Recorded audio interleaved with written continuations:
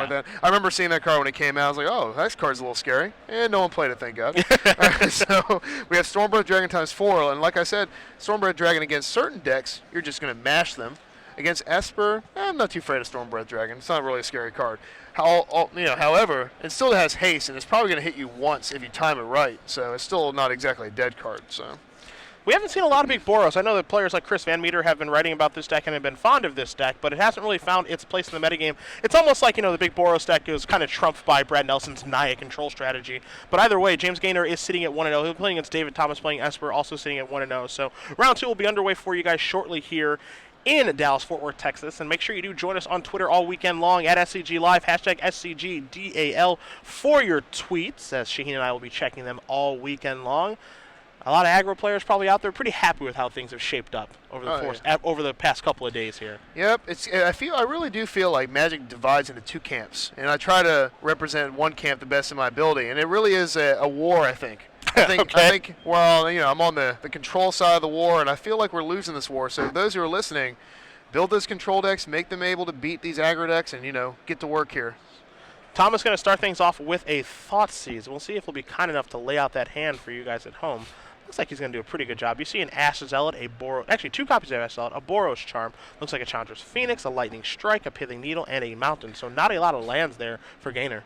And I'm looking at James's deck here, and that Pithing Needle, he has a main deck. Yeah, just a one of. Yeah, why not? Let's have a good time. And the red decks, you never want more than one, I think. Yeah. Because I can imagine how painful it would be. You're like, oh, you're at 2 and you draw a Pithing Needle. You just want to bury your head. But he has 1 in there, and it's good because these decks don't really have a lot of answers to permanents on the board that are not creatures. Yeah. So you really need to have an option, because cards like Jace, very good against Ash Zealot and Chandra's Phoenix, is things that just make your guys really, really small, and you want to have at least 1 out to it. You see, Thomas is going to take his time to resolve his thoughts. He's take a look at his hand and figure out what he wants to do and how he wants this game to progress here. The one thing that Thomas doesn't know is that he's playing against a bigger Boros deck. He's not playing against a red deck splashing white or hyper-aggressive deck, even though the hand does look hyper-aggressive. Right, and you can't really tell from this because the hand looks like an aggro deck. Yeah. Yeah, like a super aggressive one. So, the Pithing Needle makes you kind of raise an eyebrow a little bit, but the rest of those cards are just very reasonable aggro cards. Going to play a Hollow Fountain and pass the turn back after taking the Lightning Strike with the Thoughtseize. So Gaynor's going to draw a card. He draws an Elspeth off the top, so a card that does not go with his hand very well at all. Not at all, no. And it looks like he's just mountain hand. And it's an interesting card to have in your deck, an Elspeth. Even if you're playing have a mid-range opportunity, for a few reasons. One, it's white. It's kind of hard to get sometimes. Mm-hmm. And 2, being at 6 mana, it looks like he's banking on his 2 Boros Guildgates and 4 Sacred Foundry and 4 Triumphs. So that's 10 white sources. Oh yeah, it's 2 planes too, so 12. Not so bad. Still tough though. Ash Zealot going to come out here for Gaynor, the second one. Of course, Thomas did know about this, so we'll see if he wants to use a Dissolve on this, and he does. So he's going to counter that and he's going to do a little Scry action here. Yeah. I like that because it's pretty much gain 2 life here. At this point, when you're the Esper player, you're pretty much countering anything that deals damage to you when you think you're playing against Mono Red, because that is your form of life gain. Yeah, counter, gain 2. Yeah, just use those cards. Yeah. You just have to get those cards out of your hand and then, of course, refuel with the Revelation. So Thomas is going to draw a card, draws an Attention Sphere for the turn. I bet he wished he knew that was coming. So yeah, I guess he's gonna pay 2. He's gonna verdict this alone away. Or no, Jace. Okay, he has Jace, and +1 here, obviously. So Jace's going to start at 4.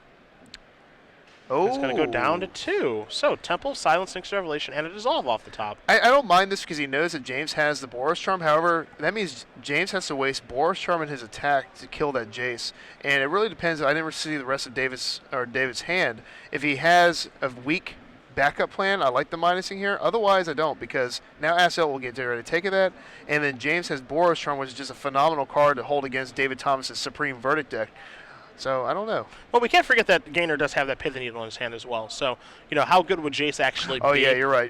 Yeah, he can needle it, but then, Thomas has the Detention Sphere in his hand for the needle. So, it's kind of some back and forth here with the decision. And David's life total is 12, so, that's not the healthiest against this deck. And he still thinks that James is playing this hyper-aggressive red deck, and so far James has only played cards that would hint toward that. Yeah. Chandra's Phoenix is going to come down, attack Thomas for 4, going to put him down. What do you think about not killing Jace here? I'm a little bit surprised to not see him kill Jace, because now Verdict cleans everything up. And we'll see how Thomas wants to cash in this Jace, again, knowing that there's a Pithing Needle coming, or if he just wants to up it. Because Temple of Silence to begin, to scry, to get some information.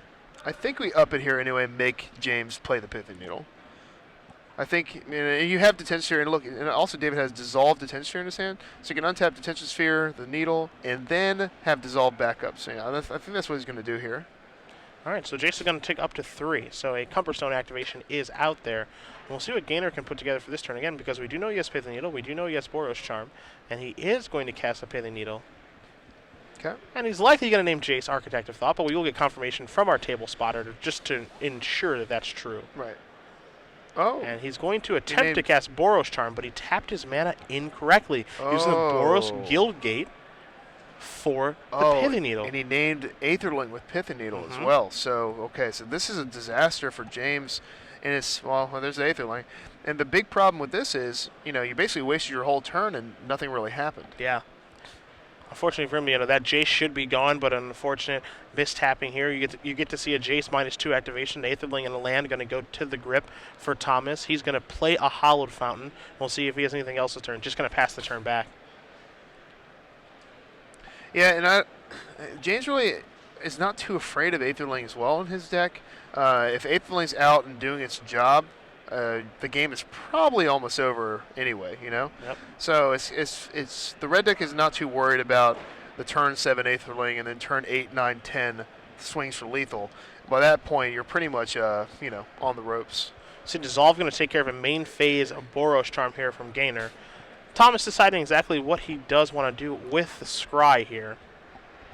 And, his hand is full of removal, so I think at this point I'm bottoming anything that isn't Sphinx's Revelation. And obviously not literally anything, but most things. Because he has Hero's Downfall, Detention Sphere, and Avert in his hand. He's got all the tools he needs. So now we just want to get our life above 8. Looks like a Godless Shrine off the top here for Thomas. Going to up that Jace, going to play that Shrine tap, going to jam Aetherling out there. Says, do your worst to my 4/5. 5 toughness against a red deck, pretty big deal. Yeah, again here, Pithing Needle doesn't really do much against Aetherling because I'll take a 4/5 any day against the red deck. Absolutely. As there's a Temple of Triumph at the top for Gaynor. Looks like he's going to keep the top card with the Scry. You see he does have a Lightning Strike and that Elspeth in his hand. A couple of mystery red cards hanging out in the grip too. So we'll see how he can progress this game. Again, he is just trying to fade a Sphinx's Revelation, because if one of those does come off the top for Thomas, it's going to be very, very hard for Gaynor to win. Right, and David also has access to gaining 5 life on a whim with the Devour Flesh on his own Aetherling, and which doesn't sound like a great play, but against red, you're going to win the inevitability game, so just surviving is the name of the game. There's Detention Sphere. Take care of that Needle. There we go. So now Aetherling is back to being the best creature in the format when you get to untap with mana. Yeah, pretty tough to kill that guy. So Aetherling going to come across for 4. Looks like he's going to blink it out. Going to cash. No, not going to cash in Jace yet. Going to put up to 4 and just give it Vigilance. So he's playing around haste creatures like Ash Zealot now by doing that. Yeah, and you always do that. There's no reason not to. Aetherling against the red decks prevents any kind of ground assault from happening unless you have critical mass. And we see Aetherling hold down the fort against the empty board. James is in a world of hurt. He has facing down his dreaded Aetherling that he tried to stop with Needle. 2-turn clock, and he really just needs to burn David out of the game. So you see Mutavault came off the top here for Gaynor, puts that right into play. So he's got 5 land, 1 away from Elspeth. Not sure if Elspeth can turn this game around, though. No, he's going to need to use that Lightning Strike right now to burn David, put him at 5, get Chandra Phoenix back, and then attack for 2. And then he'll put David in range of his Stormbird Dragon he's holding. But no, he's going to do it this way. Looks like we're going to go with the Dragon. Okay. I like the other play a little bit better because when you got him at 4, a lot of people won't see it coming, and David might have his mana tapped. This way, if you 3 him, and then if David does a counter spell, you get your Phoenix back, and then you play the Phoenix, and he has to waste a removal spell on the Phoenix. -2 on the Jace. Thoughtseize, Supreme Verdict, and a Godless Shrine off the top. So we'll see how he does split these. Did you see in Thomas's hand, you mentioned the Devour Flesh, also has another copy of Detention Sphere and a Godless Shrine. I think David wants the Thoughtseize, and even though that's going to put him at 6, I would take it just to see James's hand to take any other burn spell he may or may not have. If I'm David here, because I think trading 2 life for any of those cards into James' hands is going to be pretty good, because they're not lands. James has something in his hand. So I would assume he have a burn spell, and he is going to take the Thoughtseize. Yeah, the fact that he can always Devour Flesh at will to gain life off of his Aetherling is actually a pretty big deal here. And I actually like taking that Thoughtseize as well, which is what Thomas does. You see that hand there of a Lightning Strike Elspeth, and that's a promotional red card. I have no idea what it that is is. very rare that one gets by me. Okay, it's promotional Ember Swallower. Okay. That's what I thought it was, but I haven't seen the promo version of it. I haven't seen it either. All right, so Ember Swallower, another one of those cards that is not exactly part of the red deck forte, if you will. It's not a main aggressive card, but James is trying to do this hybrid thing. See a Aetherling attack here. Looks like it's going to be for 8 because he does want to put him on the 2-turn clock. So there goes the Aetherling. It's going to blink out. It's going to come back in. 2 blue mana available to blink it out if he needs to. Right, so David's at 6 currently. And I think we'll see what James does here. He has Elspeth, but that's not going to do much. Aetherling is going to kill him in one shot. So it looks like James is done this game. Yeah, I don't think, even though he did draw his 6th land, 4, 5, and 6, so there is Elspeth.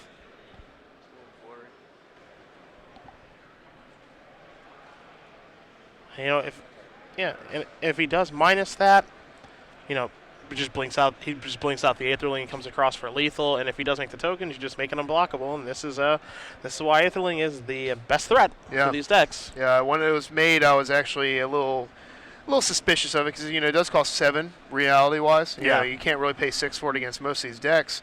But it is well worth it. It's well worth it. And you see James does come to the same conclusion that we do at home, and that is going to do it. So Dave Thomas is going to win game number 1 over James Gaynor as per control, up a game over Big Boros. As we do move towards the sideboards here, we'll start with Gaynor's sideboard, see what he can sideboard into this match, trying to turn things around. He's got 1 copy of Chain of the Rocks, 2 Celestial Fair, 2 copies of Renounce the Guilds, 2 Wear and Tear, 2 Anger of the Gods, 2 Glare of Heresy, 3 Mizzium Mortars, and a Pithing Needle. So he's going to want to make his deck lean and clean since he needs to be the aggressor here. So I like Wear and Tear to take care of Attention Sphere. I think that's an easy place to start. He has 3 different options for getting rid of Attention Sphere. It's Glare of Heresy, Wear and Tear, and Renounce the Guilds. And do you think maybe you assume that David has Elspeth, and he only has 1 copy.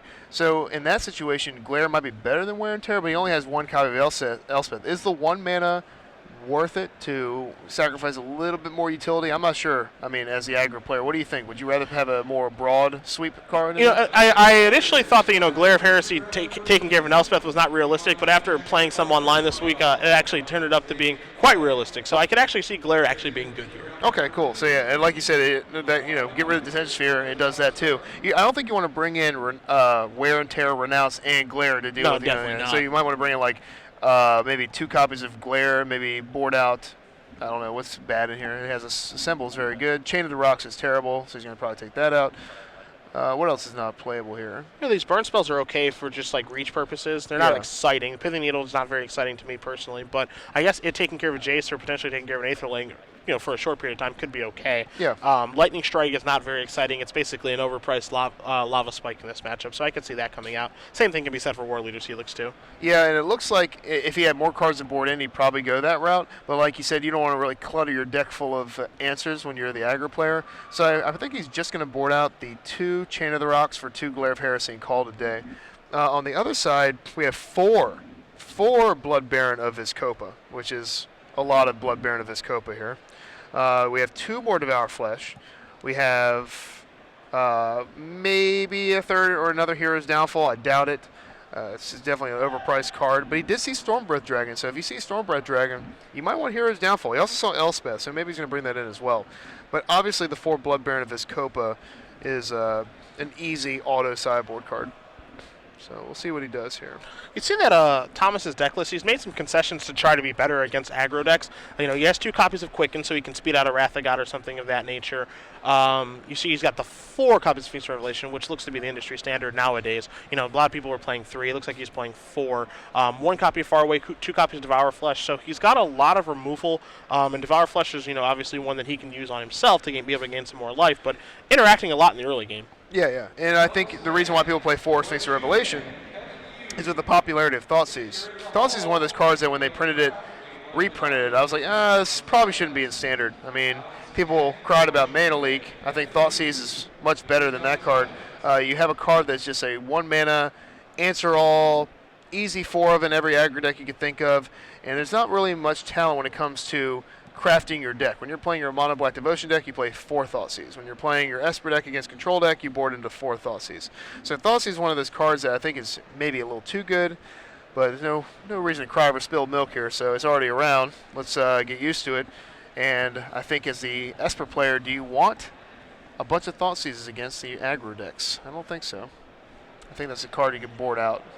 Yeah, I mean, the camps are kind of split on that one because, people think of Thoughtseize as, this. Yes, you end up taking 2 points of damage, but you might take 2 points of damage to take away 4 points of damage. Right. So, is it worth that exchange? We saw in the late stages of that game where Thomas revealed a Thoughtseize off of the Jace, and we both agreed that it was correct to actually take the Thoughtseize against the red deck to be able to take a burn spell. So I can certainly see instances where you are going to want to leave in some copies of Thoughtseize in this matchup. Yeah, I guess I'm used to more of the legacy aspect where I always board Thoughtseize out against the aggro decks.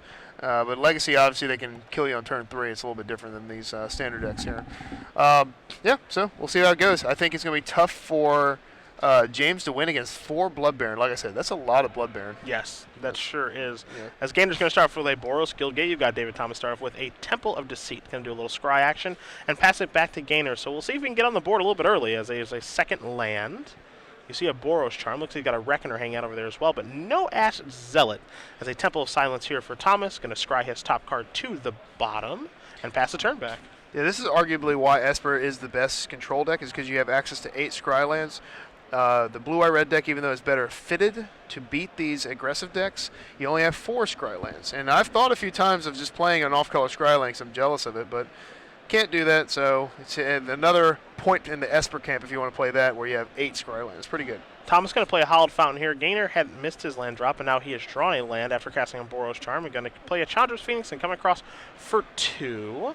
Devour Flesh going to take care of that. Let Gaynor move up to 22. But for Thomas, the threat is off the board, which is the best part. Yep, and that's the threat that keeps on giving, though. Chandra's Phoenix easily can come back. Definitely a thorn in the side of the Esper deck. I always save my detention spheres for that guy when available. Oh, we have a Chandra Pyromancer. This card's going to be very, very good. He's going to trigger Chandra's Phoenix. If David doesn't have a counterspell here, we're going to see pretty good exchange here. Oh, no. Yeah, if he does cast it, looks like he might go with the Phoenix instead. The Pyromaster is in Gaynor's hand, so does he want to cast the 4-mana Planeswalker, or does he want to stay in the skies? He's a little unsure of himself right now. I think we go with the Planeswalker because there's just nothing David can do besides Hero's Downfall here. With the Phoenix, he can have any number of removal spells.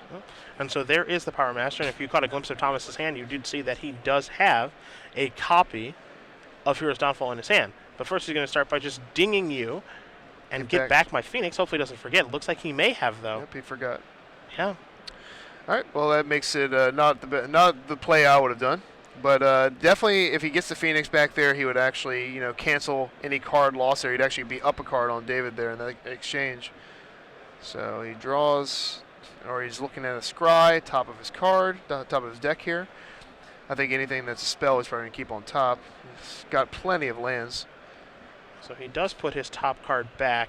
4 mana, potentially. Looks like maybe we're just going to go down to 3. As if you guys did notice, Thomas did miss his land drop last turn, so there is a Boros Reckoner here from Gaynor. Means Thomas is obviously all spells, but he's got some work to do to get himself out of this situation, because the one thing that Esper does not ever want to do is miss land drops. Yeah, I mean, your best card is Sphinx of Revelation later in the game. Not so good with 4 lands, so. There's a Water Grave that comes into play untapped. He just can't wait to get in play. Yeah, and there that is. So that explains why Water Grave does come into play untapped. Hero's Downfall took care of the Reckoner, and now David Thomas is back in the driver's seat as a Temple of Triumph off the top here from Gaynor. He has one answer to this card, and that's Elspeth. That's it. And that's just that's not a place you want to be. No, not at all. As here's a Stormbreath Dragon. So again, if this is playing against Blue-White Red, it'd be good. Here, it just gets killed. He just flings it. Look, he's you gotta kill it. Can't get that Devour Flesh out of his hand fast enough. So Stormbreath Dragon trying to play a little bit of defense, but does not work out. Going to gain Gaynor 4 life, but now Blood Baron's going to start coming into the red zone. And this is, as you mentioned, where things do get incredibly, incredibly tough for the big Boros deck. And I think David did exactly what we were talking about prior to this match, about changing your deck to beat the aggro decks. Most Esper decks have 2 Blood Baron, maybe 3. 3 is pushing it. He is playing 4, and if you're playing 4 Blood Baron, you're doing that for one reason only, to beat the aggro decks. Because Blood Baron, even though you bring some in the Esper Mirror, it's bad. Everybody knows the jig is up. You're going to keep a Verdict or 2, and it's going to do nothing, or Elspeth will come out and kill it, or whatever. It gets countered. But against the aggro decks, when you got 4, you're guaranteeing a turn 5 Blood Baron more times than not, you know? You saw an Ember Swallower try to come in there. It's a 4-5 versus a 4-4 Blood Baron, but Hero's Downfall takes care of that. So Blood Baron's just going to get the keep right on attacking. Thomas also has a copy of Detention Sphere in his hand. Not sure what the other couple Dissolve, of cards I see are. another card. There's a Dissolve hanging out. I think the third card is a Revelation, so we'll find out as a Challenger's Phoenix is going to come into play here for Gaynor. He's going to tap 3 more mana, play another Phoenix, and get into the air. But he's just going to pass the turn back again, trying to play defense, as Thomas is going to resolve a Revelation 4-3. So the Baby Revelation. The Baby Revelation. And Baby Revelation, good enough. Healing Salve, whoever thought Healing Salve would be so good, you know? I remember back in the day when you gain life. Gaining life is lame. Who wants to do that? Not me. Yeah, not me either, actually. And now, all I want to do is gain life. I go on the Gatherer or go on Star City and look up cards. What gains life? And then I put them in my deck. The Detention Sphere going to 2-for-1 Gaynor here. Take care of both those Phoenixes. Blood Baron coming across. Temple of Deceit leaving the top card. The top card on top of Thomas's deck. And now Gaynor is playing off the top of his versus an Esper player who has a lot of cards in hand. Not a good spot to be in. No, definitely not. So when your Esper player is at 28 and you know you don't have any outs in your deck, as the aggro player, this is something that I kind of joked around with when I was talking with Ricky and then Chapin not too long ago on air. When do you concede when you're playing aggro? Never? Do you wait for the final point? Never concede. Never concede? Never give in, never surrender. Okay, I like it. I like it. There's a Celestial Flare well, up I the say top. there's no Take outs. that. Yeah. Take that, buddy. Got it. Get that Blood Baron out of here. You didn't see that coming. No, I didn't see that coming either. I don't think Dave saw that coming either. Here's a Jace Architect of Thought gonna come off the top. All right. I mean, he had an answer. It's not impossible. It's just improbable. Yeah. Jace is gonna tick up here. Duly noted. All right. So Celestial Flare dispatches the Blood Baron. And, David has the second copy of Blood Baron and a Revelation for about 35. It looks like when he untaps. If you want to. Approximately. Yeah, I crunched the numbers. It's close to that. There's a Boros Reckoner there. Thomas gives him the thumbs up. Gonna untap. I'm gonna draw a card. Thomas is playing real careful, and the reason why I played Jason last week is he wants to play Blood Baron with Dissolve open, and that's fine. He got fool me once that Celestial Flare. You're not gonna do it again. There is your Blood Baron that you did mention. Here's a Holophon, pass the turn back. So Jace is up to 6. Blood Baron in play. Dissolve available, as you did mention. So got the shields up, as he knows his opponent is just playing off the top. Yeah. Celestial Flare me again, he says. I dare you. Got this. It may have been a Pithing Needle off the top of the deck there from Gaynor. Yep, and I think if you're David, you dissolve this maybe. I don't know. It just seems actually I don't know. It's you're at this point. This is kind of when I play a little bit sloppier when I feel like I'm real ahead because I'm actually a second ago I was talking about my opponent conceding there. So play a little bit tight. This is not actually game breaking if it hits Jace here, but I want my Planeswalkers to be free, so I would free his binds here. Yeah, I'd much rather, just hang on to that Dissolve in case some orders just come off the top or something, which would be rather annoying, as the Needle does name Aetherling yet again. So. All right, well, never mind. Jace is free. Jace is free. He's going to read it. He's going to see the ultimate at 8. Not many people get the ultimate, this guy. He's going to block his guy with a pro-white Blood Baron. James, a little bit confused. I guess he did not know Boros Reckoner would be swallowed up by that guy. Yeah, can't target it with the damage ability from the Reckoner, so the best that Gaynor can do here is turn that 3 damage either towards Thomas, who would knock him down 25, or towards Jace. And actually deal 4, not 3. Yep, and he is quite dead. All right, and Jace goes down to 2, and it looks like we're going to be seeing a hefty Revelation here, end of James's turn here. Yeah, this is going to be for 7. Yep, so Jace is going to move on up. You see Revelation mana, a ton of it. Looks like it is going to be for 1, 2, 3, 4, 5, 6, 7, or 8 there. Looks like it is going to be for 7. You're the Revelation Master. So. Oh, yeah, I can kind of eyeball that. But when I look at a red card, I'll gives me a headache. Yeah, you get the shakes. I get a little scared. Little nightmares, little Ash Zealot nightmares. All right. And that is going to do it. So David Thomas is going to win this match over James Gaynor 2-0. Esper Control does defeat the big Boros deck. So Dave Thomas with Esper. We'll see if he can make his way through some more rounds of this tournament. He's going to play against Mono Red or Boros or some sort of hyper-aggressive deck over the course of the tournament. Yeah, and again, we talked about it in much more detail prior that if you're going to beat the Esper decks, you got to have a fast Boros deck. You have to have a fast red deck. Yeah. If you kind of teeter around and play big drops like he's playing an Elspeth and Chandra's Power Manager, War Leader's Helix, these cards, they're not that great against Esper because then their counterspells are